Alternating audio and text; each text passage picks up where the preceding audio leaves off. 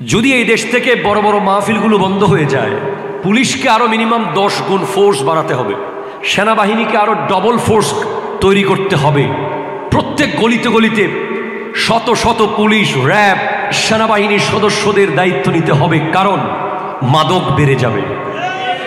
কথা জোরে বলেন, ঠিক কিনা জোরে বলেন। ইফটিজিং বেড়ে যাবে, কিশোর গ্যাং বেড়ে যাবে, অস্ত্রবাজি বেড়ে যাবে, বেনামাজি বেড়ে যাবে, বাবা মার বিরোধী বেড়ে যাবে।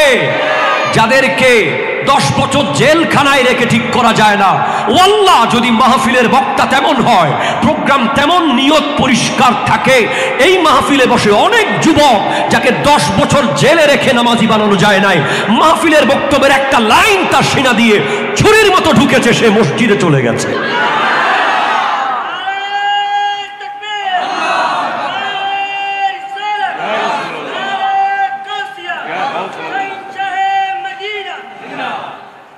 আপনি অবাক হয়ে যাবেন, আমি চিনি এমন মানুষকে, আমার হিস্ট্রিতে, আমার ডায়েরিতে, আমার মোবাইলে এমন এত মানুষ আছে যারা আমার ওয়াজ মাহফিলে 6 বছর বাবা মার সাথে সম্পর্ক ছিল না, আমার একটা লাইন বক্তব্য বাবা মার বিষয়ে, সে বাবা মায়ের কাছে গিয়ে ক্ষমা চেয়ে আবার সংসার শুরু করেছে। ওয়াল্লাহ আমি এই সরববাটার এই কেন্দ্রীয় মসজিদকে সাক্ষী রেখে বলছি, চট্টগ্রামের গুরুত্বপূর্ণ একটা ইনস্টিটিউটের একজন শিক্ষক, রাঙ্গুনিয়া বাড়ি, বাবা মার ওয়াজে আমার পাশে বসা ছিলেন। উনি পরের দিন মাকে শহরে নিয়ে গেছেন গ্রাম থেকে। উনি আমাকে বলছেন, হুজুর আমার মা যেতে না চাই, আমি কাঁধে করে নিয়ে যান। কারণ আপনি যখন সকালবেলা মায়ের চেহারা দেখে বের হতে পারবেন, জান্নাতের একটা গেট খুলে যাবে। এভাবে আরো কত পরিবর্তন। যুবক বেগানা নারীর সাথে মিশতে মিশতে জাহান্নামের গেটে চলে গেছে। লাহুম কুলুবুন লা ইয়াফকাহুন, তার কলব অন্ধকার হয়ে গেছে, দাগ লাগতে লাগতে কালো কালো হয়ে গেছে। সে এখন ভালো আর মন্দ বুঝে না, তার চোখ দিয়ে আর পানি আসে না। সে এখন খুন করে ফেলে কিন্তু আফসোস করে না। এমন যুবক যদি পাল্টেছে তো মাহফিলেই পাল্টেছে, ঠিক কিনা? হ্যাঁ। এবং আপনি জানেন যে চট্টগ্রাম বিশ্ববিদ্যালয়ে যদি ভর্তি পরীক্ষায় আপনাকে পাশ করতে হয়, আপনাকে কোনো না কোনো কোচিং সেন্টারে পড়তে হবে।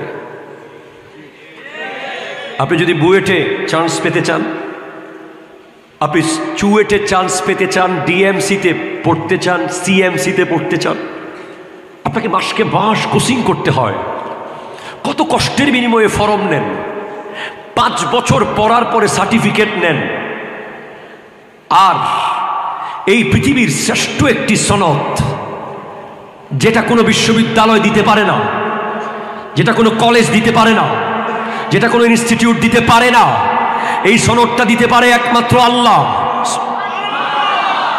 সেই সনদ দিচ্ছেন আল্লাহ কোরআনে, বলছেন কুনতুম খায়রা উম্মাতিন উখরিজাত লিন-নাস, তোমরাই শ্রেষ্ঠ উম্মত। You are the best followers, you are the marvelous followers, you are the outstanding followers, you are the stunning followers, you are the appropriate followers, you are the real followers, you are the super charming followers. তুম বেহতরিন উম্মত। আল্লাহ আল্লাহ কি এমন করেছি যার জন্য তুমি আমাকে এত বড় সনদ দিয়েছো? আল্লাহ আল্লাহ আমি কোনো কোচিং করি নাই, কোনো পরীক্ষা দিই নাই, কোনো বই পড়ি নাই, কেন এত বড় সনদ পেয়ে গেলাম? বলে তা'মুরুনা বিল মারুফ, কারণ তোমরা সৎ কাজের আদেশ দাও। ওয়া তানহাউনা আনিল মুনকার, তোমরা অসৎ কাজে নিষেধ করো। তার মানে এই মাহফিল করা মানে সনদের মূল্যায়ন করা। আমার পাশে অধ্যক্ষ মহোদয় বসা, উনি আমার বড় ভাই, উস্তাদের মতো, উনি ভুল শুধরে দেবেন আমাকে। আপনি সনদটা রাখবেন কোথায়, যেটা আল্লাহ আপনাকে দিয়েছে? আপনি ম্যাট্রিকের সনদ রেখেছেন আপনার স্টিলের আলমারিতে, ঠিক কিনা কথা বলে না? ইন্টারের সনদ রেখেছেন গাছের আলমারিতে, মাস্টার্সের সনদ রেখেছেন দাদুর সিন্দুকের ভিতরে, কিন্তু আল্লাহর দেওয়া সনদ রাখবেন কই? বলে এই সনদ রাখার জন্য ডেস্কের নাম হলো তা'মুরুনা বিল মারুফ। এই সনদ রাখার আলমারির নাম হলো ওয়া তানহাউনা আনিল মুনকার, সৎ কাজের আদেশ দেওয়া, অসৎ কাজের নিষেধ করা। এই কাজ ঠিক মতো করলেই সনদ ঠিক থাকবে। করব কোথায়? এই সৎ কাজের আদেশ আর অসৎ কাজের নিষেধ দেব কিভাবে? আমার সরব বাটায় 10,000 মানুষ থাকে, আমার সাথে প্রতিদিন দেখা হয় 2 জনের, কথা কয় না ঠিক কিনা জোরে বলেন? মাসে দেখা হয় 30 জনের। 10,000কে একসাথে বসিয়ে আমি সৎ কাজের আদেশ দেওয়ার ব্যবস্থা কিভাবে করব? আমি কিভাবে তাদেরকে নিষেধ করব অসৎ কাজে? আমার নবী 1450 বছর আগে বলে দিয়েছেন, আলাইকুম বিমুজালাসাতিল উলামাই ওয়া ইস্তিমাই কালামিল হুকামা। তোমাদের জন্য সবচেয়ে উত্তম কাজ হলো তোমরা আলেমের মজলিস করো, আলেমের মজলিস করো, আলেমের মজলিস করো। আসুক তারা যারা মাহফিলের বিরোধিতা করে, নিশ্চয়ই এই বিষয় দেওয়ার কারণ আছে। এই ধরনের আজব বিষয় আমি জীবনে দেখি নাই। মাহফিলের গুরুত্ব কারণ নিশ্চয়ই প্রয়োজন এসেছে। যারা মাহফিলকে রুখে দিতে চায়, যারা মাহফিলের এই লাইটিংকে রুখে দিতে চায়, যারা এই স্টেজকে বন্ধ করে দিতে চায়, যারা উলামায়ে কেরামের বক্তব্য শোনার বিরুদ্ধে দাঁড়িয়ে যায়, তাদেরকে আসতে বলুন আমার সামনে, কিতাব খুলে দেখিয়ে দেব। কিতাবের নাম আল মুনাব্বিহাত, লেখকের নাম আল্লামা ইবনে হাজার আসকালানি রাহমাতুল্লাহি আলাইহি। ওখানে হাদিস এসেছে, আমার নবীজি জানিয়েছেন, আলাইকুম বিমুজালাসাতিল উলামাই, তোমাদের জন্য আলেম উলামার মজলিস করা জরুরি। ওয়া ইস্তিমাই কালামিল হুকামা, প্লিজ কনসেন্ট্রেট। এখন আবার মাহফিল কমিটির গায়ে একটু একটু পড়ে যাবে, আই এম সরি, পড়ে গেলে আমার কিছু করার নাই। আমি যেদিকে যাবে তলোয়ার সেদিকে চালাতে হবে, আমি মানুষ দেখে দেখে তলোয়ার চালাইতে পারবো না। তো হুকামাদেরকে দাওয়াত দিতে বলা হয়েছে মাহফিলে। কথা বুঝেন নাই মনে হয় আপনারা? যাদের বক্তব্যে হিকমত আছে, যারা মাহফিলের স্টেজকে রং তামাশা বানিয়েছে, যারা মাহফিলের স্টেজকে নাট্যমঞ্চ বানিয়েছে, যারা মাহফিলের স্টেজে কোরআন সুন্নাহর কোনো বয়ান না দিয়ে নিজের মন গড়া বক্তব্য রাখে, যারা মাহফিলের স্টেজকে নিয়ে তামাশা বানিয়েছে, তাদেরকে দাওয়াত দিতে বলে নাই।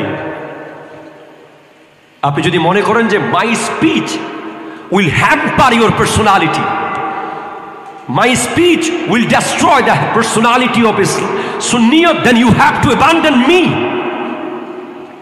যদি মনে করেন যে আমার বক্তব্য সুন্নিয়তের ইমেজ ক্ষুণ্ণ করে, আমার বক্তব্যের কারণে কেউ সুন্নিয়তকে নিয়ে কটাক্ষ করতে পারে, আপনি আমাকে দাওয়াত দেবেন না। কথা ক্লিয়ার কিনা? কথা বলেন ঠিক কিনা, জোরে বলেন। আজকে দিনে আপনারা ইউটিউব ফেসবুক দেখে কিছু বক্তাকে দাওয়াত দিয়ে দেন, নাটক রং তামাশা করে, যাদের বক্তব্যের কারণে আজ আমরা সুন্নিরা পদে পদে লাঞ্ছিত হচ্ছি, যাদের কারণে নিজেকে সুন্নি বলতে লজ্জা পাচ্ছি, যারা আমাদের বলতে লজ্জা পাই, যাদেরকে শুধরানোর বোধহয় কেউ নাই, যারা বড় বড় চেয়ার বানিয়েছে, কথা জোরে বলেন না ঠিক কিনা, চেয়ার বানিয়ে সেখানে রং আর তামাশা করছে, তারা আবার কোনো পুকুরে গিয়ে গোসল করলে সেটাও ভিডিও করে, তারা আবার গজলের ভিতরে সারেগামা পাদানিসা গায়। বলেন, আমি ওনাদের কারো শত্রু না, আমি ওনাদের বন্ধু। আপনি জাস্ট ভাবেন, আপনার 5 মিনিটের ক্লিপ গোটা বিশ্বে যখন ছড়িয়ে গেল, তখন গোটা বিশ্বের কাছে কি মেসেজ গিয়েছে। এই তো, এরাই তো, এই দেখেন, এরা সুন্নি আর কি। বলে কি বলে না, বলে কি বলে না, বলেন না। বলে যে ইউনিভার্সিটিতে, বিশ্ববিদ্যালয় নিয়ে আমাদের হুজুরদের মতো যারা স্মার্ট বক্তা আছে, আমাদের তরুণ উলামায়ে কেরামদের মধ্যে যারা দালিলিক কথা বলে, স্মার্টলি কথা বলে, সায়েন্টিফিক কথা বলে, তাদের বক্তব্য ভাইরাল করে না, ভাইরাল করে ওই আরে কালর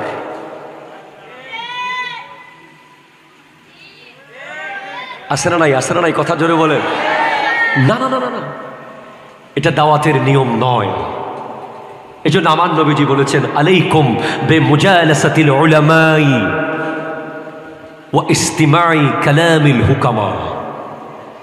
আপনাদের উচিত আলেমের মজলিস তৈরি করা এভাবে, তবে সেখানে থাকবে হিকমতওয়ালা আলেম, যাদের প্রতিটা কথায় থাকবে দলিল, যারা কোরআন আর সুন্নাহ থেকে বয়ান করবে, মাহফিলকে মজাক বানাবে না। আমাদের মাহফিলের স্টেজগুলোতে আছে এমন এমন বিষয় আমরা মাঝে মাঝে দেখি, মাথা নিচু হয়ে যায়, ঠিক কিনা? তো হুজুর, হিকমতওয়ালা বক্তাকে দিলে তো মানুষ হয় না, অমুককে দিলে মানুষ বিলে, খালে, জমিতে, গাছে, নদীতে। কথা কয় না, ঠিক কিনা? জোরে কথা কয় না। আজকে দিছেন বিষয়, আমি কি করব? কমুক? আপনারও কষ্ট হইতেছে কোনো? কারো পার্সোনাল ভক্ত থাকতেই পারেন, প্লিজ। আমি আমার হক আদায় করে যাব। আপনি বলছেন অমুক বক্তাকে না দিলে মানুষ হবে না, বেটা অমুককে দিতে হবে, না হলে মানুষ গাছে, বাসে, নদীতে, নালাতে, খালে, বিলে হবে না। আপনার মানুষ লাগবে। তো মানুষকে যখন জিজ্ঞেস করেছেন, ভাই এত বড় মাহফিলে গেলেন, গাড়ি তো ঢুকে নাই 3 মাইল আগে থেকে, কি শুনলেন, কি বুঝলেন? বলে গরম করছে বেটা, ঠিক কিনা? কথা জোরে বলেন না। ওরে গরম করছে, মাহফিল উড়াই ফেলাইছে, হাইরে টান, স্টেজ থরথর করে কাঁপতেছে, ওয়াজের চোটে বেটা এলাকা সহ কাঁপাকাঁপি শুরু হয়ে গেছে। শুনলেন কি না? করছে তো ভাই, কিছু একটা তো বলেন, কি করছে না? আছে তো ভিডিওতে। জি হ্যাঁ, আপনারা সবসময় মনে রাখবেন, FCPS এর চেম্বারে রোগী থাকে মাত্র 40 জন, আর আমপাতা জোড়া জোড়ার চেম্বারে হাজারে হাজার।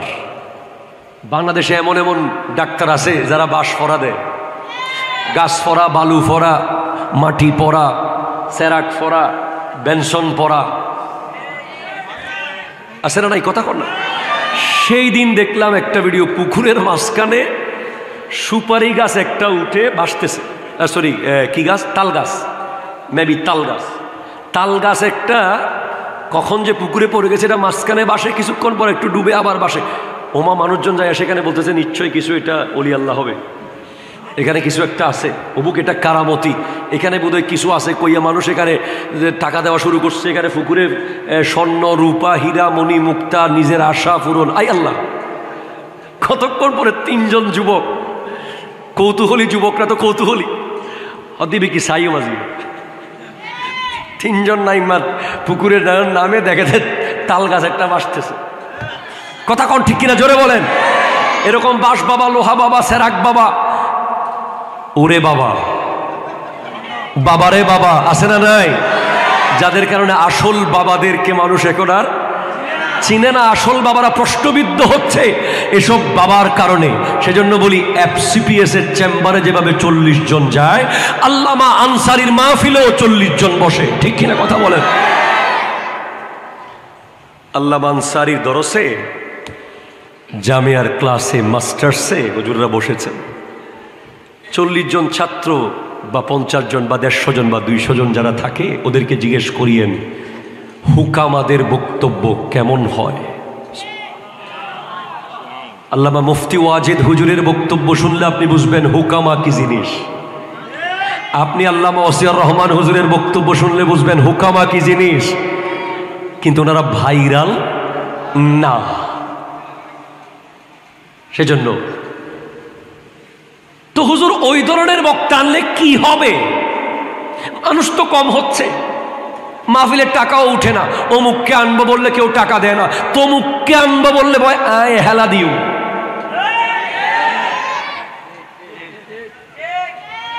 আজি কেন বরাবর ফরের ফাল্লার ব্যাগ কিন ফরিজান্ন ওইবে মহাদ্দেশ হুজুর রান্নম ধরো না ওয়া এবারে এদিন নে দেখি তুই ইবে আইলি বুড়ো মানুষ হনে ফুনি বুইন ওই বেড়ে লই ওই বেড়ে হন্নইবে ওই মারের দে উস্তুল জুক্কুর জাক্কুর মারের দে এবারে লই উঠো টিয়া এবার টিয়া তো বোত হদে আয়ে হালা দিম দে কত টিয়া লাগা আয়ে হালা দিউম তো আনের আননোর পরে আহা আল্লাহ কি হয়েছে, কি পাল্টেছে, কি পরিবর্তন হয়েছে।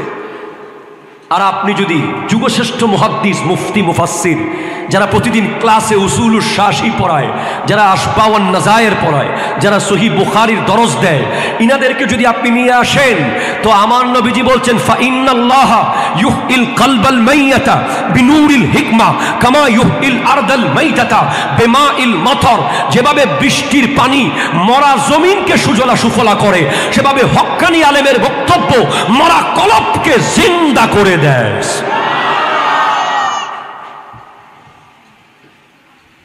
আয় হায় হায়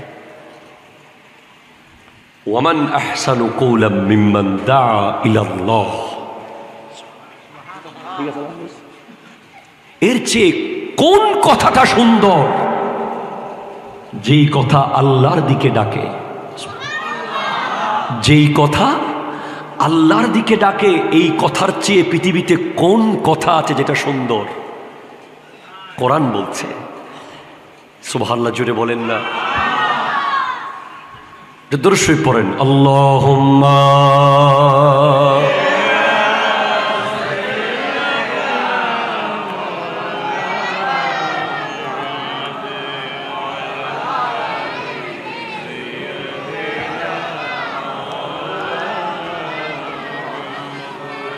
সুবহানাল্লাহ ওয়ালহামদুলিল্লাহ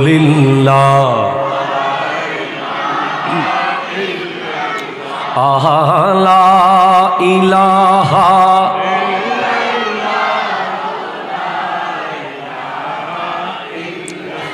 আরো জোরে সুবহানাল্লাহ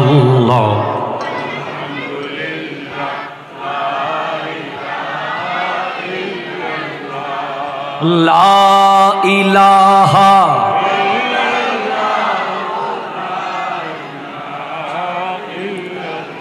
একটু জোরে বলেন সুবহানাল্লাহ। যারা মিলাদের এই প্রোগ্রামের মাহফিলের বিরুদ্ধে, তারা যদি যে কোনো কারণে বিরোধিতা করে, এমনিতেই বিরোধিতা করে, তাদেরকে বলেন এই মাহফিলে এসে আর কিছু পান বা না পান, অন্তত 100 বার তো দরুদ শরীফ পড়েছেন। মাগরিবের পর থেকে এই পর্যন্ত হয়েছে না বয়ান? কয়জন দিয়েছে আমার আগে? আরো 3 জন। জিয়াদি সাহেব তার আগে, ওনার আগে আমাদের মসজিদের ইমাম। এখনো ফারুকি, ওমর ফারুক নইমুজুর আসে নাই? ও সেহরি পর্যন্ত করবেন উনি। ও আচ্ছা আচ্ছা, মাশাআল্লাহ। তাহলে ফজরের নামাজ তো আজকে হবে। ওমর ফারুক নইমুজ তাড়াতাড়ি চলে আসতে বলেন, উনি পারবে মাশাআল্লাহ। আল্লাহ ওনাকে স্টামিনা দিয়েছে। কথা হলো ভাই, মাহফিল কি লাভ করেছে? মাহফিল বলেন, মাহফিল কি লাভ করেছে? মাহফিল 1 নম্বর লাভ করেছে, আপনি গত মাগরিবের পর থেকে এখন পর্যন্ত মিনিমাম 1000 গীবত করতেন, 10 বার 1000 গীবত করতেন, সেটা না করে 100 বার দরুদ পড়েছেন। আপনি মাগরিবের পর থেকে এখন পর্যন্ত না হলে 50 বার ফেসবুকে ঢুকলে অন্তত 20 বার তো বেগানার ছবি সামনে আসতো। আপনার সেটা আসে নাই, আপনি বসে বসে কোরআন আর হাদিস শুনেছেন। এভাবে যদি আমি একে একে বলতে যাই, মাহফিল কি লাভ করে? মাহফিল একজন যুবককে জানিয়ে দেয় তাই সে আছে কোথায়, তার থাকার দায়িত্ব ছিল কোথায়, সে করছে কি, তার কি করার কথা ছিল। ঠিক কিনা জোরে বলেন। মাহফিল এই বাংলাদেশের সর্বশ্রেষ্ঠ ঐতিহ্যের মধ্যে একটি। ঠিক কিনা জোরে বলেন তো। আজ মুসল্লি বেড়েছে মসজিদে মাহফিলের কারণে। আজ বাবা মার কদমে সন্তান গিয়েছে মাহফিলের কারণে। মনে রাখেন, সর্বশেষ কথা, মাহফিল যদি না থাকতো, যারা স্কুল কলেজ ইউনিভার্সিটিতে পড়েছে তারা কোনোদিন ভালোভাবে নামাজ শিখতে পারতো না, তারা কোনোদিন ভালোভাবে বুঝতো না জান্নাত কি জাহান্নাম কি, তারা বুঝতো না বাবা মার খিদমত কি, উস্তাদের দায়িত্ব কি। ঠিক কিনা কথা জোরে বলেন। শুধু মাদ্রাসার ছাত্রদের মধ্যেই সীমাবদ্ধ রয়ে যেত দ্বীনের জ্ঞান।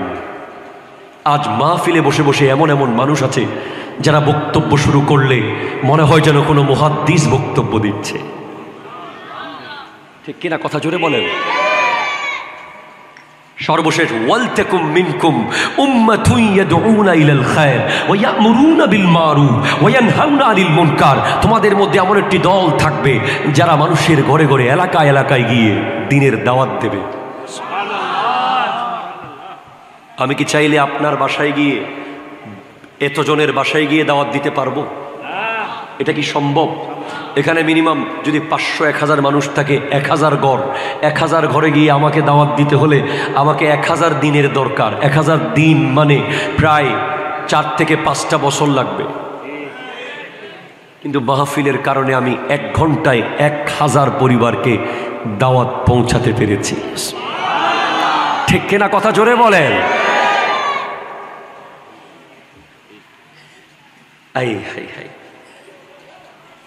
এবার আসি, what is the responsibility of young people to spread Islam in whole society? তরুণ যুবকদের কি দায়িত্ব আছে? তরুণদের দায়িত্ব যদি আপনি বলেন, ইসলামের শুরু থেকে এই পর্যন্ত তরুণদের জিম্মাদারিও বেশি, তরুণদের পুরস্কারও বেশি। সুবহানাল্লাহ জোরে বলেন না। জিম্মাদারিও বেশি, পুরস্কারও বেশি। একজন তরুণ সাহাবা হযরতে সালাবা রাদিয়াল্লাহু তাআলা, ওনার একটা তওবার বয়ান শুনে, বাংলাদেশের লক্ষ লক্ষ তরুণ, পৃথিবীর লক্ষ লক্ষ তরুণ তওবা করেছে। শুধু একজন তরুণের তওবার ইতিহাস শুনে। হযরতে ইমাম যাইনুল আবেদিন রাদিয়াল্লাহু তাআলা আনহুর ছোট ভাই, যিনি আলী আওসাত, সুবহানাল্লাহ জোরে বলেন, উনি একজনের ইতিহাস, আলী আসগরের ইতিহাস ছোট্ট। ওনার বড় ভাই আলী আকবর, ইমাম যাইনুল আবেদিন রাদিয়াল্লাহু তাআলার বড় ভাই আলী আকবর রাদিয়াল্লাহু তাআলা, যিনি ইসলামের জন্য কারবালার মাঠে 70 টুকরা হয়েছেন। আপনি যদি এভাবে যান উপরের দিকে, প্রথম ইসলাম কবুলকারীদের মধ্যে একজন তরুণ যুবকের নাম পৃথিবীর ইতিহাসে লেখা থাকবে, যার নাম হযরতে মাওলা আলী কাররামাল্লাহু তাআলা ওয়াজহুল কারীম। আপনি যদি আরো উপরে যান, তরুণ 25 বছরের যুবক, যাকে দেখে খাদিজাতুল কুবরা রাদিয়াল্লাহু তাআলা আনহা দিওয়ানা হয়ে গিয়েছিলেন, যার প্রেমে বিভোর হয়ে গেছেন, যার মোহাব্বতে পড়ে গেছেন, যেই তরুণ যুবক যার যৌবন সম্পর্কে পৃথিবীর মনীষীরা, পৃথিবীর লেখকরা, পৃথিবীর গবেষকরা লিখতে লিখতে কলম শেষ হয়ে গেছে, কিন্তু ওই যুবক এত আজিম উশান যুবক, যার যৌবনের প্রতিটা সেকেন্ড এত দামি, হীরার চেয়ে দামি, মণিমুক্তার চেয়ে দামি, যার যৌবন সম্পর্কে ওই পৃথিবীর বিখ্যাত নোবেল বিজয়ী জর্জ বার্নার্ড শ বলছে, if a man like Muhammad peace be upon him or to assume the dictatorship of whole modern world, he could succeed in solving its problem in a way that would bring much peace and happiness. Muhammad সাল্লাল্লাহু আলাইহি ওয়াসাল্লামের মতো একজন যদি এই পৃথিবীর তরুণদের দায়িত্ব নিত, যুবকদের দায়িত্ব নিত,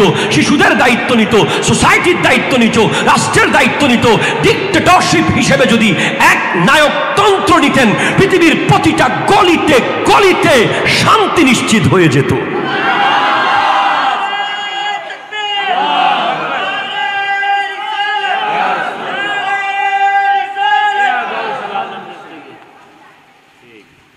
আমার নবী 40-এর আগের ইতিহাস। আমার যুবক ভাই, তুমি ফিজিক্স পড়েছো, প্লিজ আমার দিকে। তুমি কেমিস্ট্রি পড়েছো, তুমি বায়োলজি পড়েছো, জিওগ্রাফি পড়েছো, নবীজির জীবনী কেন পড়লে না? তখন তুমি বুঝতে তোমার এই যৌবন কি জন্য দিয়েছে আল্লাহ। আমার নবীজি স্পষ্ট বলেছেন যুবকদের উদ্দেশ্যে, এই যুবক, ইগতানিম খামসান কাবলা খামসিন, 5টা বিষয় আসার আগে তোমার জীবনের 5টা বিষয়কে তুমি মূল্যায়ন করো। এক, শাবাবাকা কাবলা হারামিক, তোমার যৌবনকে তুমি মূল্যায়ন করো বৃদ্ধ হয়ে যাওয়ার আগে। যেদিন তুমি বৃদ্ধ হয়ে যাবে, তোমার দাদা যেভাবে আজকে 20 রাকাত লাগাতার নামাজ পড়তে পারে না, তোমার দাদা যেভাবে চাইলেই আজ সরববাটা থেকে গিয়ে বান্দরবানে ইসলামের দাওয়াত দিতে পারবে না, তোমার নানা যেভাবে চাইলে চট্টগ্রাম থেকে ঢাকায় জার্নি করে গিয়ে দাওয়াত দিতে পারবে না, যেটা দেওয়ার সুযোগ তোমার আছে। কারণ তুমি যুবক, তোমার এই যৌবনকে তুমি মূল্যায়ন করো। ওয়াসিহাতাকা কাবলা সাকামিক, তোমার সুস্থ শরীরকে তুমি মূল্যায়ন করো অসুস্থ হয়ে যাওয়ার আগে। ও ফারাগাকা কাবলা শুগলিক, তোমার বেকার সময়কে তুমি মূল্যায়ন করো ব্যস্ত হয়ে যাওয়ার আগে। ও গিনাকা কাবলা ফাকারিক, তোমার টাকাকে তুমি মূল্যায়ন করো ফকির হয়ে যাওয়ার আগে।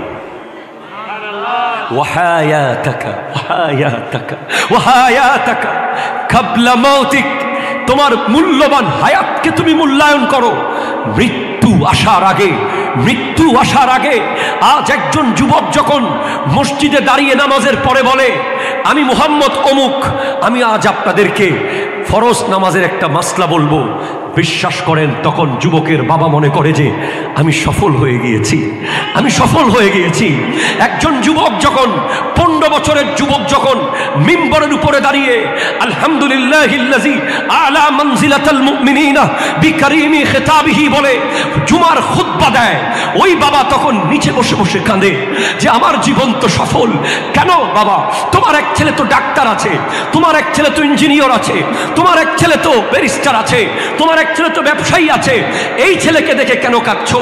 বলে কারণ আমার নবী বলেছেন মানুষ যখন মরে যায় তার সওয়াবের, তার আমলনামা, তার সওয়াব জারি বন্ধ হয়ে যায়, তার আমল বন্ধ হয়ে যায়, কিন্তু 3টা জিনিস জারি রয়ে যায়। তার মধ্যে একটা হলো আউ ওয়ালাদিন সলিহিন ইয়াদউ লাহু, ওই সন্তান যে বাবার জন্য দোয়া করে, যে মায়ের জন্য দোয়া করে। হ্যাঁ অবশ্যই ওই যুবক শ্রেষ্ঠ যে বাবার জন্য দোয়া করে, যে মায়ের জন্য দোয়া করে। হ্যাঁ তখন সে দোয়া করে, সে যখন দায়ী ইলাল্লাহ হয়, সে যখন মানুষকে দ্বীনের পথে ডাকে, সে মানুষকে গানের পথে ডাকে না, সে মানুষকে ফুটবলের পথে ডাকে না, সে মানুষকে ক্রিকেটের পথে ডাকে না, সে মানুষকে কিশোর গ্যাংয়ের পথে ডাকে না।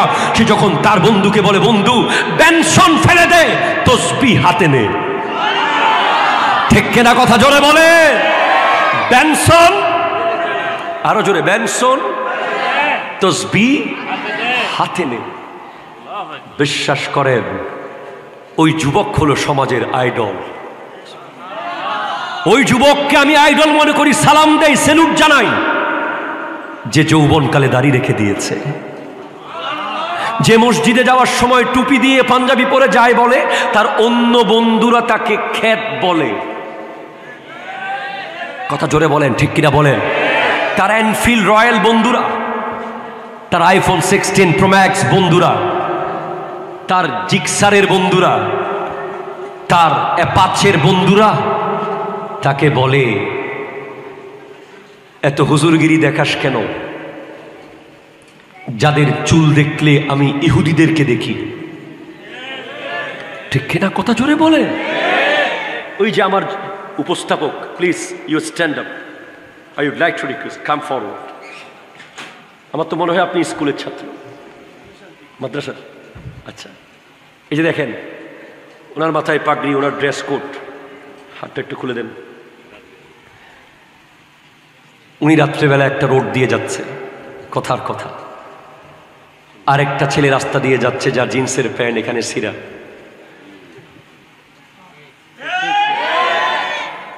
চুল এদিকে বান্দরবন, এদিকে রাঙ্গামাটি, আর উপর দিয়ে সরববাটা।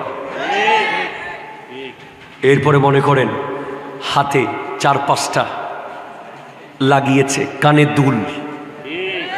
ওই এখন তো বাংলাদেশে এমন অবস্থা হয়েছে হুজুর, সুদর্শন পুরুষ মানেই ওদিকে যাচ্ছি একটু পরে, ওরকম একটা যুবক রাস্তায় হাঁটবে আর এরকম একটা যুবক রাস্তায় হাঁটবে।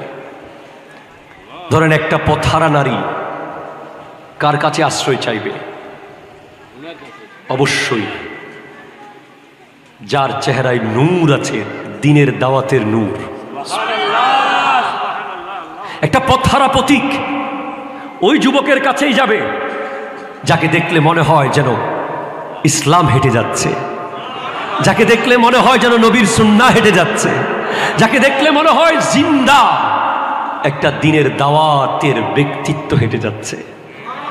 হ্যাঁ, হয়তো তার বাইক নিয়ে সে এভাবে স্টান করতে পারে না, হয়তো সে জুয়ার আড্ডায় যেতে পারে না, হয়তো সে মাদক আসক্ত হতে পারে না, হয়তো সে ব্রিজের উপরে রাতের 12টায় বসে বসে আড্ডা দিতে পারে না, কিন্তু সে অবশ্যই সমাজের শ্রেষ্ঠ সন্তান। সেটা কখন আপনি বুঝবেন? যখন সে মারা যাবে, লাশ যখন সামনে এসে যাবে। Thank you. আপনি ব্রেইনকে বন্ধ রাখতে পারবেন না, মুখ বন্ধ রাখতে পারবেন। মুখে হয়তো বলবেন না, ব্রেইন বলবে হাই হাই হাই, আমাদেরকে যে মসজিদে ডেকে ডেকে নিয়ে যেত, আমাদেরকে বৈঠকখানায় মোবাইল অফ করে জুমার ভিতরে ঢুকিয়ে ফেলতো সে। আমাদের মসজিদ ময়লা হলে মুয়াজ্জিন হুজুর সাফ করার জন্য তাকিয়ে থাকতো না, সে যুবক গিয়ে আগে সাফ করত। আমাদের এলাকায় রমজান মাসে ইফতারি সে নিজের বাসায় করতো না, সে ইফতারি নিয়ে মসজিদে চলে আসতো। আমাদের কুরবানির ঈদে সে নিজের ঘরের তরকারি তাড়াতাড়ি রান্না করে নিয়ে আসতো।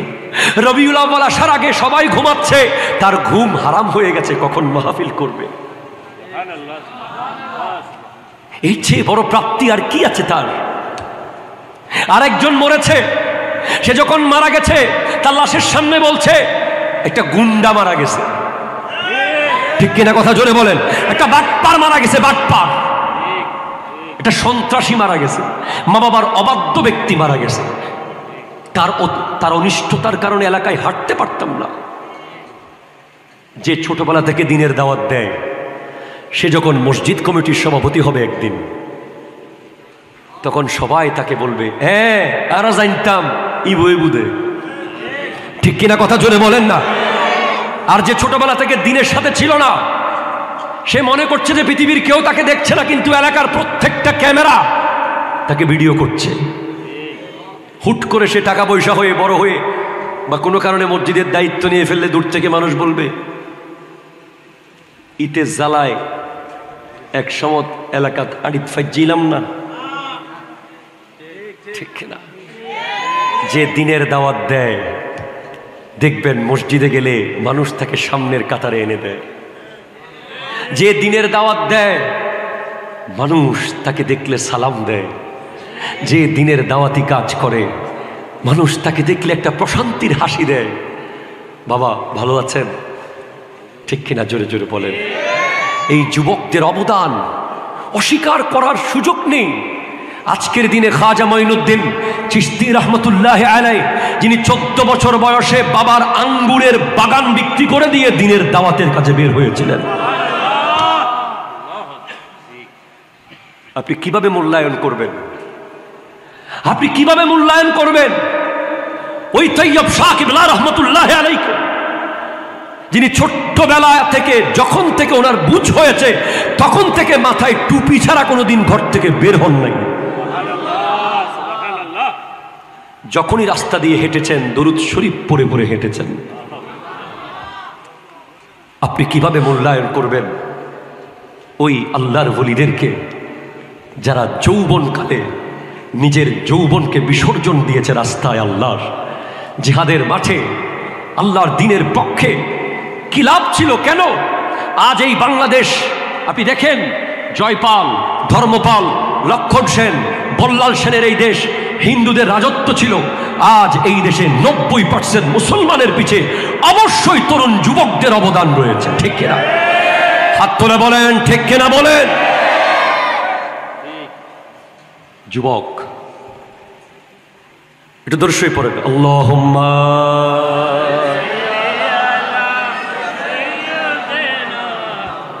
আরো কই وعلى آل سيدنا আল্লাহ ও গো আল্লাহ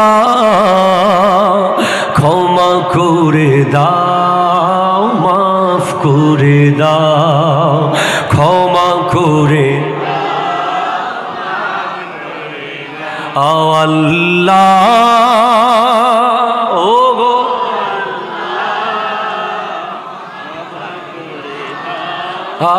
মাফ করে দাও চিনতে পারিনি খোদা গোটা জীবন চেনার আগে মোর দিও না মরণ তোমাকে চেনার তরে মসজিদে নাও তোমাকে বোঝার তরে পুরাণ পড়াও হেদায়ত দাও রাস্তা দেখাও আল্লাহ ও গো ক্ষমা করে দাও করে দাও যাদের হৃদয়ে আছে আল্লাহর ভয় তারা কবু পথ ভুলে যায় না যাদের হৃদয়ে আছে আল্লাহর ভয় তারা কবু পথ ভুলে যায় না আল্লাহ নবীর প্রেম ছাড়া কারো কাছে কোনো কিছু চায় না রাতের আধারে যারা সিজদাতে রয় দু চোখের অশ্রুতে নদী যেন বয় রাতের আধারে যারা সিজদাতে রয় দু চোখের অশ্রুতে নদী যেন বয় ছলনার হাতছানি যতই আসুক পেছনে ফিরে ও তাকায় না আল্লাহ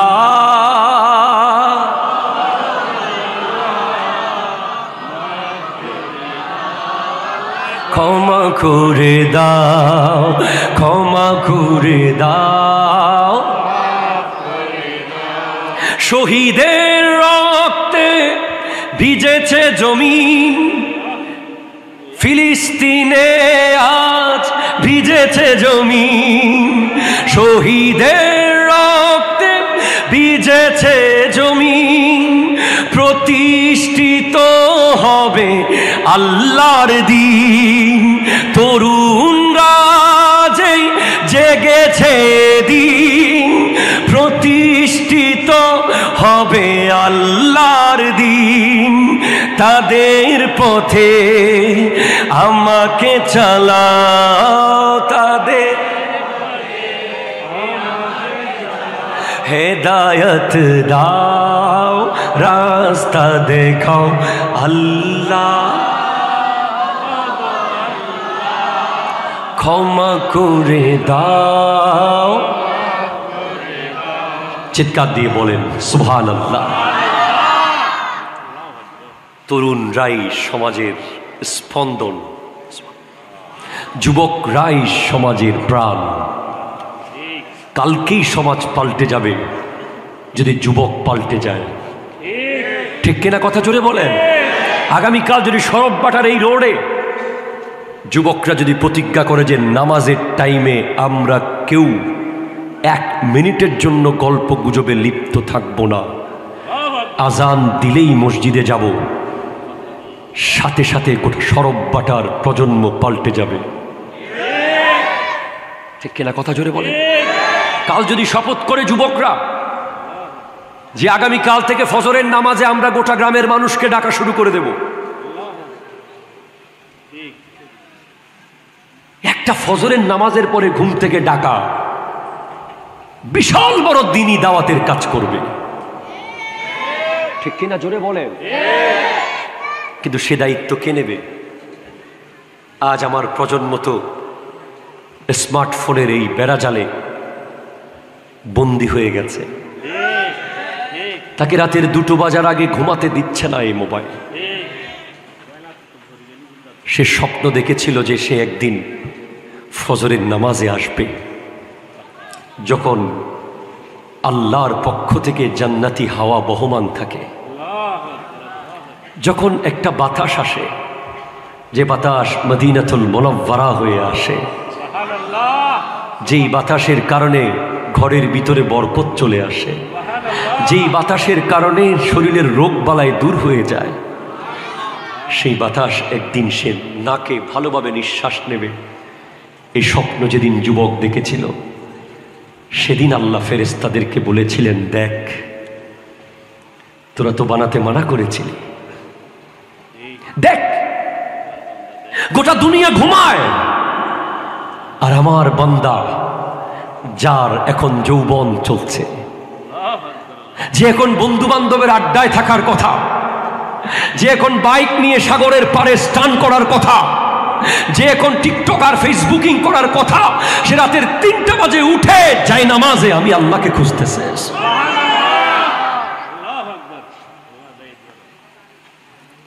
এই যুব সমাজ মনে রাখবেন, যৌবনকালের নামাজ আর বৃদ্ধকালের নামাজ আকাশ আর পাতাল বেশ। বৃদ্ধকালে তো আপনি নামাজ পড়তে বাধ্য, যাবেন কই? মসজিদ ছাড়া যাওয়ার কোনো জায়গা নাই। নাতি এখন আপনার সাথে আর কথা বলে না, সে কেজি স্কুলে পড়ে, ঠিক কিনা জোরে বলেন না? আপনি যখন অফিসার ছিলেন তখন ডানে বামে সবাই ছিল, আপনি যখন রিটায়ার হয়ে গেছেন এখন আপনার আশেপাশে আর কেউ আসে না। কেন? তার ক্লাসের টাইম চলে যাচ্ছে, দাদার সাথে কথা বলতে নিষেধ করে দেওয়া হয়েছে, দাদির পাশে বসতে নিষেধ, পানের পিসকিতে আবার স্কুলের ড্রেস নষ্ট হয়ে যাবে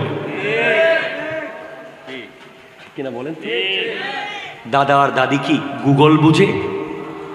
দাদা আর দাদি কি সোশ্যাল মিডিয়া বুঝে? তখন দাদা দাদির আর কোনো জায়গা থাকে না, একটাই জায়গা খোলা থাকে, আল্লাহর ঘর, মসজিদ, দাদার জন্য, ঠিক কিনা কথা জোরে বলেন? কিন্তু যখন যৌবনকাল, আপনার জন্য ওই গোডাউন ব্রিজের সামনে 20 জন বন্ধু দাঁড়িয়ে আছে, কথা জোরে কর না, ঠিক কিনা জোরে বলেন? আপনার জন্য চট্টগ্রাম শহরে রেডিসন ব্লুতে আপনাকে আপ্যায়ন করার জন্য কত মানুষ দাঁড়িয়ে আছে, আপনার 1 মিনিটের পদচারণা পাওয়ার জন্য হাজার হাজার যুবক স্লোগান দিচ্ছে আপনার পিছে, ঠিক কিনা কথা জোরে বলেন? আপনার স্ট্রাইকিং, অ্যাজ এ স্ট্রাইকার আপনি টার্বে খুব ভালো খেলেন, আপনি যখন যাচ্ছেন না ফুটবল শুরু হচ্ছে না। আপনি অ্যাজ এ ক্রিকেটার খুব ভালো ব্যাটিং করেন, আপনি যখন যাচ্ছেন না ব্যাটসম্যান একা দাঁড়িয়ে আছে, খেলা শুরু হচ্ছে না। আপনি খুব ভালো বড়শি বাইতে পারেন, আপনি যাওয়ার আগে মাছ ধরা শুরু হয়নি। আপনি খুব ভালো সাইক্লিং করতে পারেন, আপনি যাওয়ার আগে সাইকেল স্টার্ট হচ্ছে না।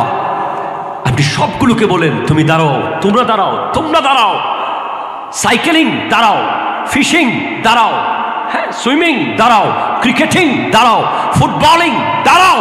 যাবেন কই? আগে নামাজ পড়ে আসি, পরে কথা হবে, ঠিক এরা কথা জোরে বলে। তখন এক বিশাল মেসেজ পৌঁছে যায় গোটা মাঠে।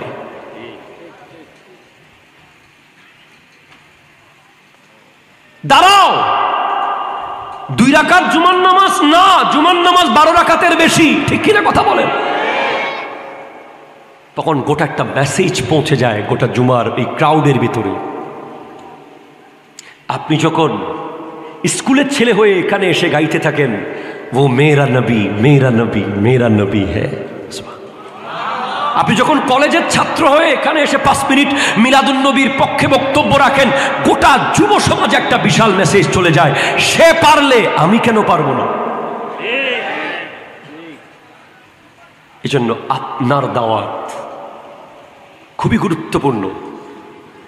আপনি যেখানে যেতে পারেন, হয়তো আমি সেখানে যেতে পারবো না। আপনি যেই মজলিসে বসেন, ওই আমাদের মালয়েশিয়ার একজন দায়ী ছিল, পতিতালয়ে গিয়ে দাওয়াত দিয়েছে। কিছুদিন আগে ভিডিও দেখতাম নিয়মিত আমরা। ওনার নামটা আমার মনে আসতেছে না এখন। এবিট লিউ। উনি যেই জায়গায় গিয়ে ইসলামের দাওয়াত দিয়েছে, ইট ইজ কোয়াইট ইম্পসিবল, আমার পক্ষে সম্ভব না। উনি কেমনে পেরেছে? ওখানে গিয়ে উনি দাওয়াত দিয়েছে। আপনিও পারেন। প্রতিদিন যেখানে আপনি বসে বসে, ডোন্ট টেক আদারওয়াইজ, আপনি প্রতিদিন যেখানে বসে বসে তাস খেলতেন, আজকে আপনি সেখানে গিয়ে বলেন, রাগ, তোদেরকে একটা ঘটনা শোনাই। আপনি হযরতে সালাবা রাদিয়াল্লাহু তাআলার ঘটনা বন্ধুদেরকে শুনিয়ে দিলেন। সবাই অজরে কান্না করছে। হঠাৎ এই তাস খেলার মজলিস হয়ে গেছে আল্লাহর জিকিরের মজলিস। কোনো বিষয় না আপনার জন্য। আপনার বন্ধুরা সবাই 100 স্পিডে বাইক চালাচ্ছে, ঠিক তখনই আপনি রাস্তার মোড়ে বলে, একটু দাঁড়া, চা খাই বলে দাঁড় করিয়ে আপনি তাদেরকে 2 লাইন নবীজির হাদিস শুনিয়ে দিলেন। তখন বাইকের রেস 100 থেকে 60-এ চলে এসেছে। এটা আপনি পেরেছেন, আমি পারবো না, ঠিক না? কারণ আপনার মজলিস ভিন্ন। আপনি ক্রিকেটের মাঠে যখন আউট হওয়ার পরে, যখন আউট মানছে না, মারামারির পর্যায়ে চলে গেছে, ঠিক সেই সময় আপনি বলছেন, এই বেটা দাঁড়া, 2 মিনিট কথা শুন, তারপর মারামারি করিস। আপনি যখন বলে দিলেন, আমার নবী মক্কার কাফেরদেরকে গলা কেটে ফেলার ক্ষমতা পাওয়ার পরেও তাদেরকে সাধারণ ক্ষমা করে দিয়েছে, আমরা কেন একটু খেলার জন্য মারামারি করব? আপনি যখন রাজনীতির মাঠে প্রতিশোধ নেওয়ার জন্য আগুনে টকবক করছেন, আপনার ডানে বামে অস্ত্র, গুলি, বারুদ নিয়ে যখন আপনার বন্ধুরা যাচ্ছে অমুককে কেটে ফেলবে, অমুককে মেরে ফেলবে, ঠিক তখন আপনি তাদের সামনে দাঁড়িয়ে 5 মিনিট বক্তব্য দিলেন, আমরা তো সেই নবীর উম্মত যিনি আবু সুফিয়ান রাদিয়াল্লাহু তাআলা আনহুকে 1 সেকেন্ডে মাফ করে দিয়েছেন, যিনি উনার বিবি হিন্দাকে পর্যন্ত মাফ করে দিয়েছেন, যিনি মক্কার কাফেরদেরকে বলেছেন, যারা নবীজিকে বসতে দেয় নাই, খাইতে দেয় নাই, চলতে দেয় নাই, পড়তে দেয় নাই, তাদেরকে আমার নবী 30 সেকেন্ডে মাফ করে দিয়েছেন। এই মেসেজ, এই দাওয়াত কি আমি পারবো? এই দাওয়াত দেওয়ার সুযোগ আল্লাহ আপনাকে দিয়েছে। আপনার স্কুলে, আপনার কলেজে অসংখ্য নারীরা আপনার সাথে পড়ে, আপনার অসংখ্য বন্ধুরা তাদের সাথে কানেক্টেড। আপনি তাদেরকে জানিয়ে দিলেন, বন্ধু একটা হাদিস শুনবি? বল বন্ধু। নবীজি বলেছেন, আইনানে লা তামুসসুহুমান নারু, আইনুন বাকাত মিন হাশিয়াতিল্লাহ ওয়া আইনুন বাতাত তাহরুসু ফি সাবিলিল্লাহ ওয়া আইনুন গাদ্দুল বাসার। আল্লাহু আকবার। নবীজি এক হাদিসে 2টা চোখের কথা বলেছেন, আরেক হাদিসে 3টা চোখের কথা বলেছেন। নবীজি বলেছেন, 2টা চোখ কখনো জাহান্নামে যাবে না, 3টা চোখ কখনো জাহান্নামে যাবে না। 1 নম্বর চোখ, যেই চোখ আল্লাহর ভয়ে কাঁদে। 2 নম্বর চোখ, যেই চোখ আল্লাহর দ্বীনের কাজে পাহারা দেয়। 3 নম্বর চোখ, যেই চোখ কোনো বেগানা নারীকে দেখলে নিচের দিকে তাকিয়ে যায়, ওই চোখ কখনো জাহান্নামে যাবে না। আল্লাহ বোঝার তৌফিক দান করুক, আমিন জোরে বলেন না। নাফ না, নাতে রসুল হবে, অবশ্যই নাত হবে। দেখি আমার যুবক ভাইদের মধ্যে আজকে 10 জন যুবক চাই আমরা, যারা 10টা নাতে রসুল আমাকে শোনাবে এই মজলিসে। 1 লাইন করে 10 জন যুবক।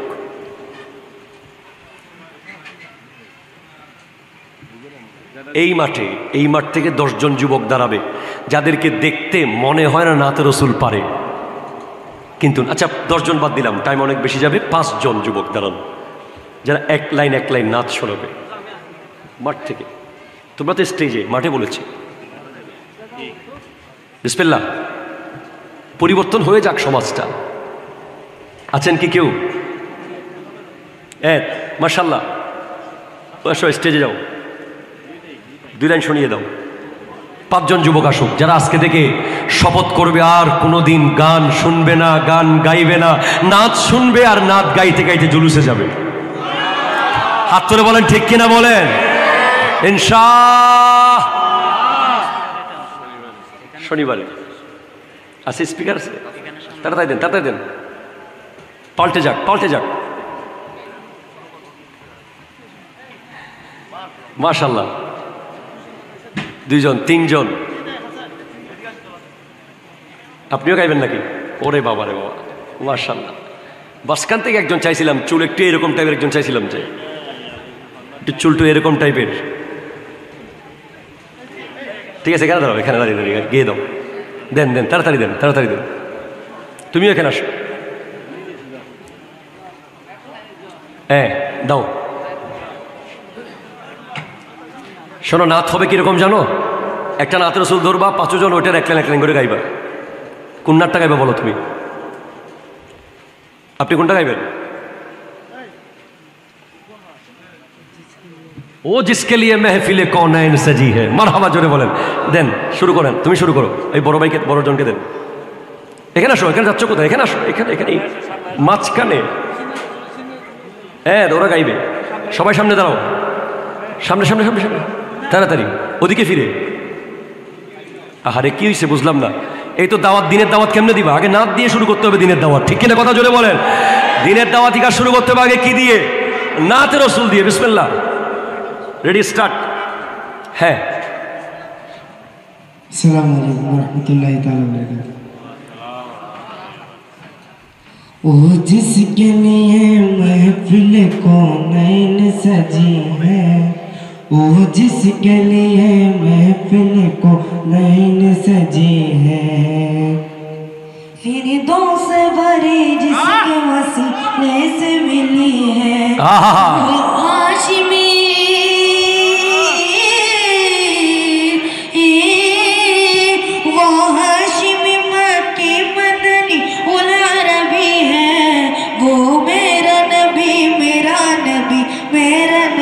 সবাই পড়ি, ও মেরা নবী, মেরা নবী, মেরা নবী হ্যায়, মেরা নবী হ্যায়, ओ मेरा नबी है, हाँ मेरा नबी है, वो मेरा नबी है, अहमद है, ओ दिबे ना, दिबे ना, वो वही खत्म रसूल है, मखदूम मुरब्बी है, वही वाली कुल है, अहमद है, मोहम्मद है, वही खत्म रसूल है, मखदूम मुरब्बी है, वही वाली कुल है।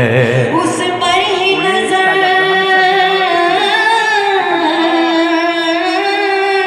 उस पर ही नजर सारे ज़माने के लगी है, वो मेरा नबी, मेरा नबी, मेरा नबी Next. है, वो मेरा नबी, मेरा नबी, माशाल्लाह। मेरा नबी है। अस्सलामु अलैकुम। মারহাবা, জোরে বলেন। হ্যাঁ, তুমি শুরু, চট চট। আচ্ছা গাও, যেটা পারো সেটা গাও, কোনো অসুবিধা নেই। বিসমিল্লাহ, হ্যাঁ গাও গাও, ইয়াল্লা ইয়াল্লা ইয়াল্লা। আসসালামু আলাইকুম ওয়া রাহমাতুল্লাহি ওয়া বারাকাতুহু।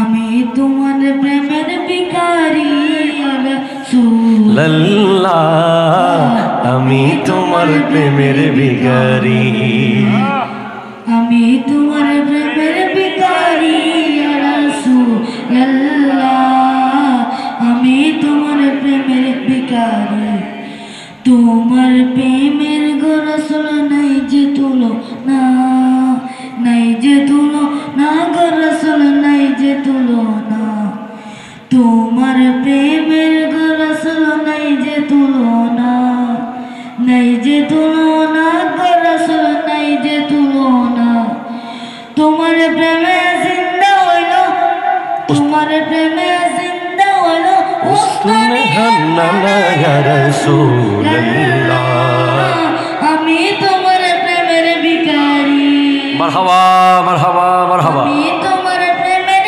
ভিখারি ইয়া রাসূলুল্লাহ, আমি তোমার প্রেমের ভিখারি। নেক্সট।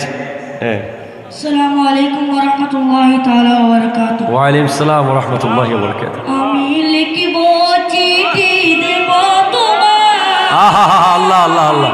পাখি পৌঁছে দিও রোজায়, আমি লিখব চিঠি দেব তোমার, পাখি পৌঁছে দিও রোজায়, আমি থাকিব বসে আশায়, চিঠির উত্তর আসবে আমার গায়, আমি থাকিব বসে আশায়,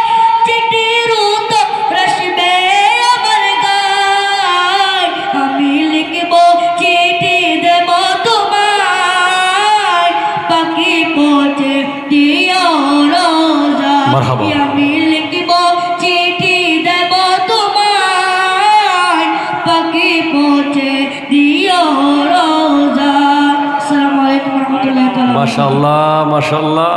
আসসালামু আলাইকুম ওয়া রাহমাতুল্লাহি তাআলা ওয়া বারাকাতুহু। মদিনা ওয়ালার দেশত আশিক জাহানদার, মদিনা ওয়ালার দেশত আশিক জাহানদার, বলদানা মদিনাত রাখি আইতাজা। মাশাআল্লাহ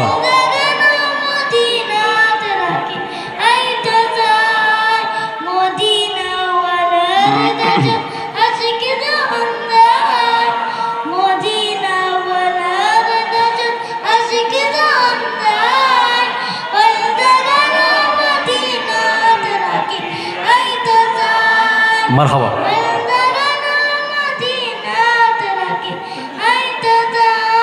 ওকে দাও।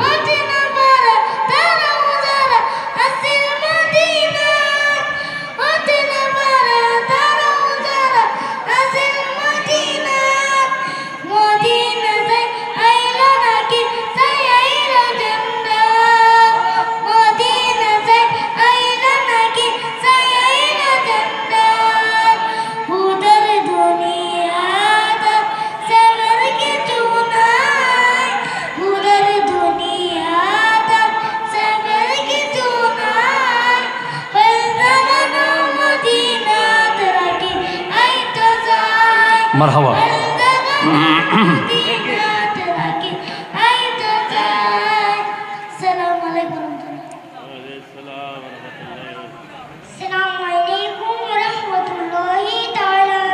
সিরিয়ালি একদম।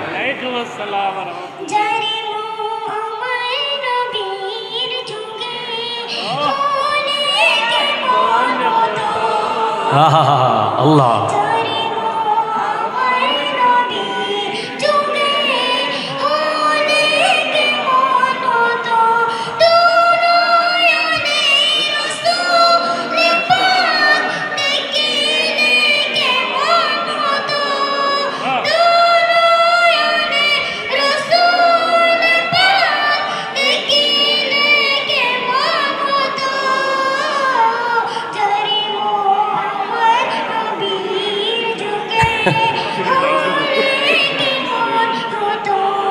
ঠিক আছে ঠিক আছে ঠিক আছে, দাও নেক্সট দাও।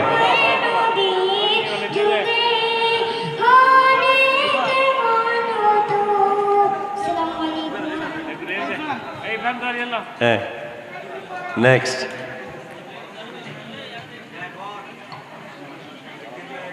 আসসালামু আলাইকুম ওয়া রাহমাতুল্লাহি ওয়া বারাকাতুহু।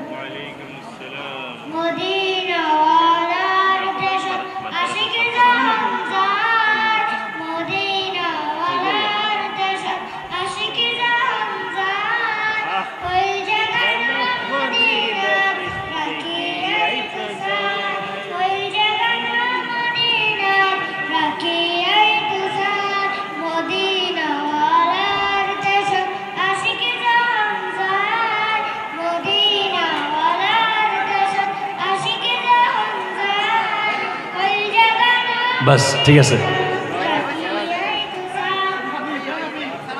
সালাম সালাম।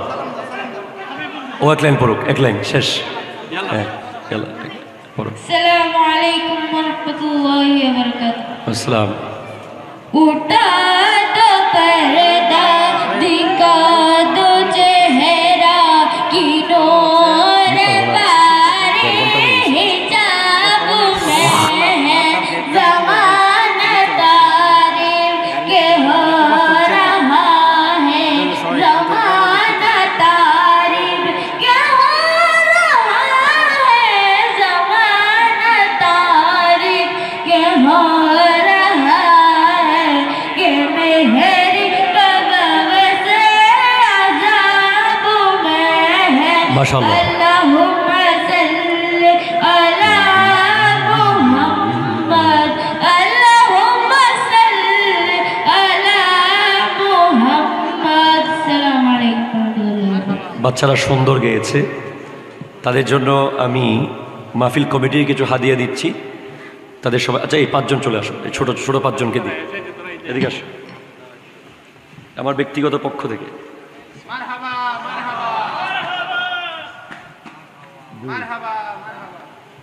তিন, চার, বাকিদের জন্য হাদিয়া জমা আছে ইনশাল্লাহ। আমি আসলে মূলত চাইছিলাম যে ওখান থেকে কিছু যুবক ভাই, ওনারা বলছে যে গুরুফল তুলে দিই। শোনেন, মনে রাখবেন, দিনের দাওয়াত দেওয়ার প্রথম স্টেপ হচ্ছে নাতে রসুল, কোরআন তিলাওয়াত আর নাতে রসুল। এই দিনের দাওয়াতের প্রথম স্টেজ কোরআন তিলাওয়াত এবং নাতে রসুল, যেটা আপনি যে কোনো মজলিসে দাঁড়িয়ে যখন তিলাওয়াত করতে পারবেন, নাত পড়তে পারবেন, আপনি যে কোনো মসজিদে দাঁড়িয়ে দাওয়াতি কথা বলতে পারবেন। সেজন্য আমার যুবক ভাইদের প্রতি আমার অনুরোধ থাকবে, আপনারা প্রত্যেকেই যে কোনো জায়গায় দাঁড়িয়ে কেউ যদি বলে একটা কেরাত পড়ো, আপনি না করবেন না, এটা নাত পড়ো, আমি পারবো না, এগুলো বলবেন না। আপ্রাণ চেষ্টা করবেন যে নিজেকে ওই জায়গায় সেট করতে, একদিন ইনশাল্লাহ আপনি দাওয়াতি কাজ করতে পারবেন। আল্লাহ বোঝার তৌফিক দান করুক। আজ আর যাচ্ছি না, অনেক কষ্ট আপনাদেরকে দিলাম। ওমা তৌফিক ইল্লা বিল্লাহ ওয়া আখিরু দাওয়ানা আনিল হামদুলিল্লাহি রাব্বিল আলামিন। আগামীকাল যদি মসজিদে একজন মুসল্লি অন্তত বাড়ে, এ বিশাল আয়োজন সার্থক হয়ে যাবে। ঠিক কিনা? জোরে কথা বলেন তো। আগামীকাল যদি একটা ছেলে যদি এলাকায় নতুন করে সালাম দেওয়া শুরু করে, এ বিশাল মজলিস আমাদের সফল হয়ে যাবে। আসসালামু আলাইকুম রহমতুল্লাহ। আজকের মাহফিলের সম্মানিত প্রধান আকর্ষণ তারুণের আইডল প্রাণপ্রিয় জনাবুদ্দিন হুজুরের কাছে একটা প্রশ্ন হচ্ছে যে আমরা যে এত বড় আয়োজন করেছি, এখন এই আয়োজন করতে ম্যাক্সিমাম 5-6 লক্ষ টাকা খরচ হয়। আমরা সবার দুয়ারে দুয়ারে যাই এবং অনেক কষ্ট হয়। তার টিটকারিও শুনি, মাহফিল করার পরের দিন ইচ্ছা হয় মাহফিল না করতে। যারও আমরা যাই, তারপরে পরের বছর রসুলের মহব্বত নিয়ে যাই। এখন আমাদের বাড়ির এবং মহল্লার এবং বাড়ির মাসে পাড়ার যাদেরকে কল করি না কেন, তাদের একটা প্রশ্ন হচ্ছে যে আপনাদের মাহফিলে 40-50 হাজার টাকা না দিয়ে আমরা বাসায় একটা মুরগি জবাই করে কিংবা একটা গরু জবাই করে ফাতিহা দিয়ে তো রসুলের মিলাদ হয়ে যায়, তাহলে এই 4-5 লক্ষ টাকা মিলাদ আমরা কিভাবে করব? এখন প্রশ্নটা হচ্ছে যে এই মিলাদ করলে আমাদের লাভ কি, না করলে ক্ষতি কি সমাজের? ও আরে মা, এটা তো পুরো বক্তব্যই ছিল আমার জবাব। তারপর আমি 1 মিনিটে বলছি, আপনার বাসায় যদি আপনি মুরগি জবাই করেন, সেখানে 40 জন মানুষ আপনি পাবেন না। যেখানে 40 জন মানুষ থাকে সেখানে একজন আল্লাহর ওলি থাকতে পারে। আপনার বাসায় আপনি মুরগি জবাই করলে আপনি যাদেরকে খাওয়াবেন ওরা হয়তো আপনার আপন আত্মীয় হইতে পারে, যারা প্রতিদিন খায় তারা হইতে পারে। কিন্তু আপনি এখানে যখন খাবার দিয়েছেন, এখানের ভিতরে এমন এক ব্যক্তি তবরুক খাচ্ছে যে হয়তো জীবনে কোনো দিন বিরিয়ানি খাই নাই। সে একজনের দোয়ায় গোটা সমাজ আলোকিত হয়ে যাবে। ওই ব্যক্তিটা তো আমি আমার ঘরে পাবো না, আর আপনার বাসায় তো আমি যে যেতে পারবো না, হুজুর যেতে পারবে না, এতগুলো আলেম বাসায় যাওয়া সম্ভব না। কারণ আলেম ওলামাদের এত টাইম নাই যে বাসায় বাসায় চলে যাবে। আপনি যখন বড় মজলিস করেছেন, 10 জন আলেম এসেছে, হক্কানি আলেমদের চেহারার দিকে তাকালে সগীরা গুনাহ মাফ হয়ে যায়। যেই রাস্তা দিয়ে আলেম ওলামা হেঁটে যায়, ওই এলাকার কবরের আযাব মাফ হয়ে যায়।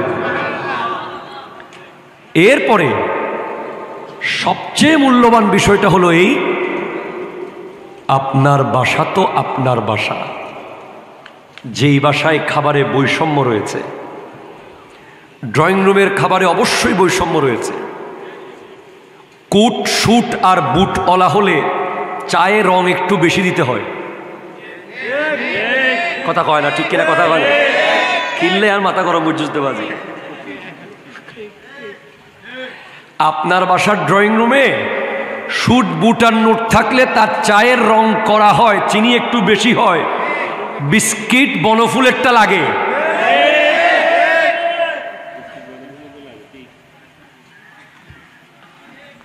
আর আরেকজনের লুঙ্গি একটু ছিঁড়া, যে আপনার দাদার কবর করছিল, ওনার জন্য রং চাও আপনার ঘর থেকে আসে না। আপনার কমিউনিটি সেন্টারেও বৈষম্য হয়ে গেছে। আপনার মেয়ের বিয়েতে তারা খেতে পেরেছে যারা সবসময় প্রতিদিন খায়। আপনার মেজবানের টেবিলেও বৈষম্য হয়ে গেছে। এক কোনার টেবিলে দেখতেছি যে বদ্দাবস্যি, খবরদার, খেয়াল্লাহিস, নলা ডবল, গোস্ত ডবল, ফিরিজুত সল আছে ইসে মাছ আছে লইয়া গই ফটবরে রেখি বদদাইছি। পৃথিবীর দুই জায়গায় বৈষম্য নাই, বৈষম্য পাবেন না আপনি খুঁজলে, একটা নবীর মিলাদ আর একটা অলির ওরস। ঠিক কিনা? হাত তুলে বলেন, হাত তুলে কথা বলেন, ঠিক কিনা বলেন?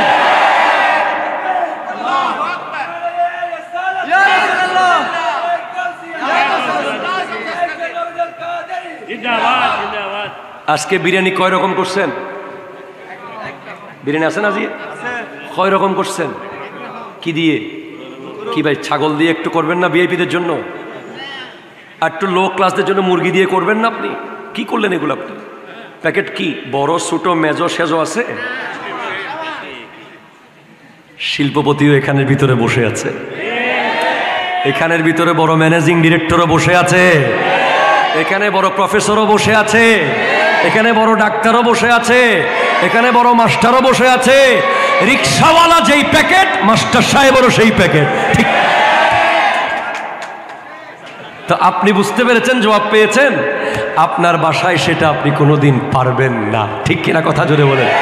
এটা একমাত্র মাহফিলে সম্ভব যে বৈষম্যহীন খাবার সার্ভ করা। ঠিক কিনা? কথা বলেন। বাস ইনশাল্লাহ অনেক কথা আরো বলবো। एक दिल हमारा क्या है, आज़ारा उसका कितना, तुमने तो चलते फिरते मुर्दे जिला दिए हैं, उनकी महक ने दिल गुंचे जिस राह चल गए हैं, कूचे बसा दिए हैं, आने दो या डुबो दो, अब तो तुम्हारी जानिब, आने दो या डुबो दो, अब तो तुम्हारी जानिब, कश्ती तुम ही पे छोड़ी, लंगर उठा दिए हैं, उनकी महक ने गुंचे। চিৎকার দিয়ে বলেন না সুবহানাল্লাহ। ওই উর্কিচ্চর রাউজানের বাড়িগুনা জনতা সঙ্গ মাইলকে মাইল সাজায় মিলাদুন নবীর জন্য। কি যে সাজায়, পুকুর ঘাট সব সাজাই ফেলে। আমি বললাম ভাই এত খরচ কেন করেন? বলে আমরা ছিলাম সাম্পানের মাঝি, মিলাদুন নবী করতে করতে আজ হয়ে গেছি এলাকার কাজী। ঠিক কিনা? জোরে কথা বলেন না। আজ তাদের তকদির পাল্টে গেছে। মিলাদুন নবীর লাইটিং করে করে, মিলাদুন নবীর প্যান্ডেল করে করে, মিলাদুন নবীর মাহফিল করে করে সব কোটিপতি হয়ে গেছে। তো এখানে 50,000 টাকা দেওয়া আর নিজের ঘরে 50 কোটি টাকা খরচ করার মধ্যে আকাশ আর পাতাল বেশ কম আছে। ঠিক কিনা? জোরে কথা বলেন। এখানে অনেক তাহাজ্জুদ গুজার বান্দা বসে আছে, যেটা আপনার ঘরে আপনি পাবেন না। সেজন্য মাহফিলে বিরোধিতা করবেন না। যুবকরা চাইলে টাকা পয়সা তুলে কক্সবাজার গিয়ে পিকনিক করতে পারে। যুবকরা চাইলে টাকা পয়সা তুইলা টুর্নামেন্ট, ক্রিকেট টুর্নামেন্ট দিতে পারে। যুবকরা চাইলে টাকা পয়সা তুলে ও মেরে মুন্নি আই তুলে সিন্নি বানাইতে পারে। তারা যে আজ মিলাদ করছে, এটা আপনার 7 জন্মের সৌভাগ্য। আপনার এলাকার যুবকরা এখনো কোরআন সুন্নাহর পথে আছে, তাদের ভিতরে আল্লাহর ভয় আছে, তাদের ভিতরে কবরের চিন্তা আছে। তার প্রমাণ হলো মিলাদের প্যান্ডেল। ঠিক কিনা? কথা জোরে বলেন। আল্লাহ তৌফিক দান করুক। ওয়া তৌফিকি ইল্লা বিল্লাহ। ওয়া আখিরু দা'ওয়ানা আলহামদুলিল্লাহি রাব্বিল আলামিন। ওয়া আসসালামু আলাইকুম ওয়া রাহমাতুল্লাহি ওয়া বারাকাতুহু।